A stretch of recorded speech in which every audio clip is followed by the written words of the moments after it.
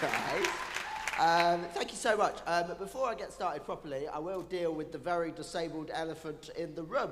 I've got a medical condition called cerebral palsy. Give me a cheer if you're a fan of cerebral palsy. Doesn't usually get a cheer, guys. I like these people over here. You properly went for it. You didn't cheer, mate. What is your deal? You more of a muscular dystrophy kind of guy, is that? Fair enough. What is your name, mate?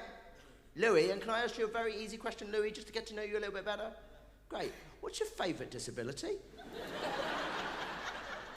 Don't worry, I've got 8 minutes. You can't... I have.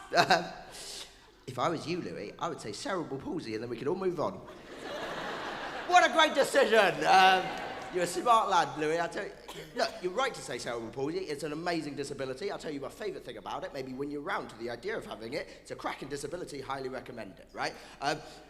Best thing about having cerebral palsy is that I'm registered disabled. And because I'm registered disabled, it means that I get all the benefits of being a straight, white man. Yeah? None of the guilt.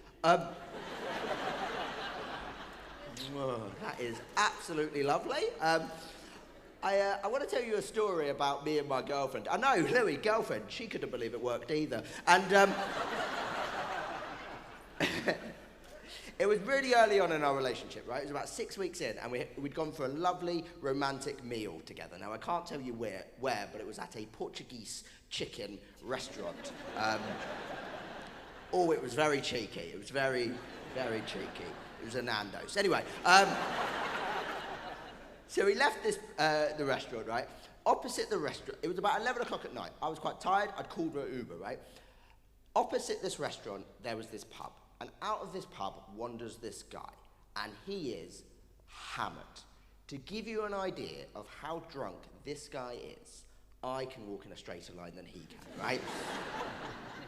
And he is just veering all over the place. But eventually, he sees my girlfriend, and then he sees me, and he goes, mate, I believe you can walk again because I am Jesus. Yeah, that is quite a bold thing to say to a Jew. And,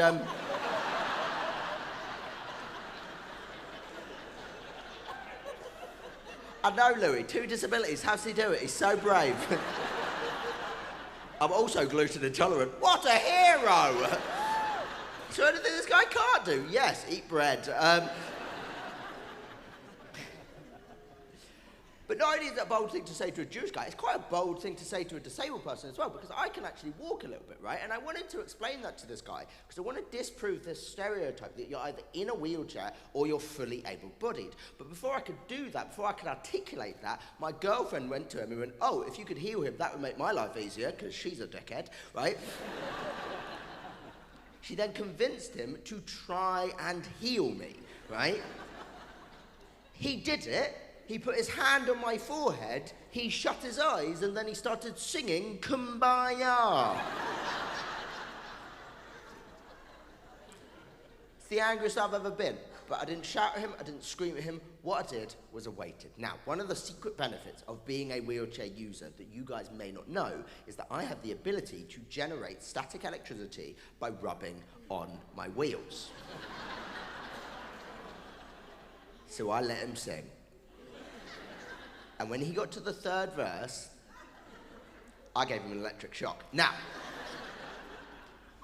because he's got his eyes shut, it means that he feels a wave of electricity and he cannot understand why. And so what I did was very slowly begin to stand up.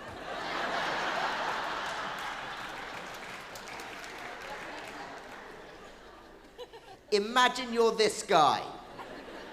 Imagine you're so drunk you think you're Jesus. You put your hand on a little disabled kid's forehead, and then this happens.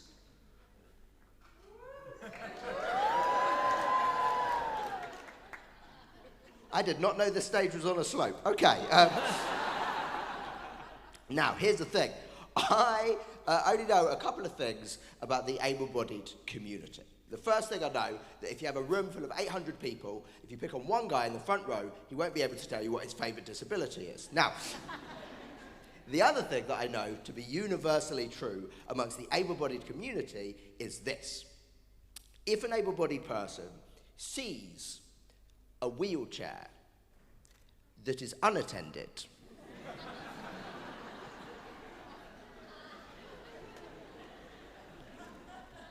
one thing goes through your minds. I want to sit in that wheelchair. It looks so comfortable.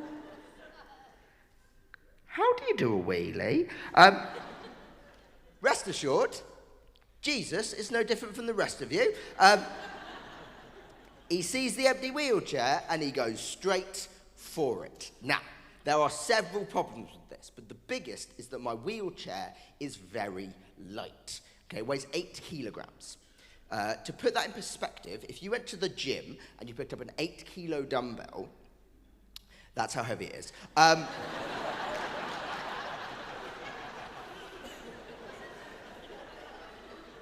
can't explain it any simpler than that, guys. But the problem with that, if you get in my wheelchair too quickly, you fall out the back of it.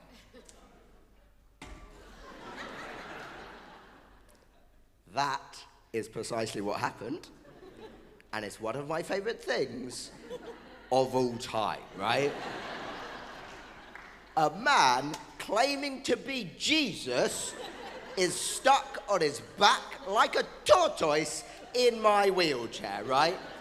I am wetting myself at this point, so is my girlfriend, but 2 minutes later, my Uber turns up.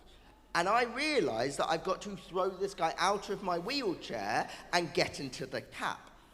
Now that is fine for you guys to know, because you guys know the whole story.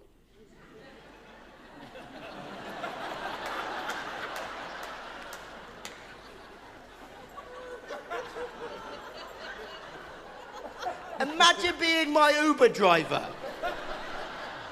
You have just seen a man that is so drunk he cannot stand still, mug a disabled guy, steal his wheelchair, and then use him as the getaway driver. You guys laugh. My Uber rating's never been the same since.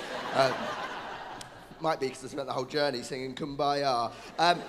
Guys, you've been absolutely lovely. I've been Aaron Simmonds. I'll see you next time. See you. Bye-bye.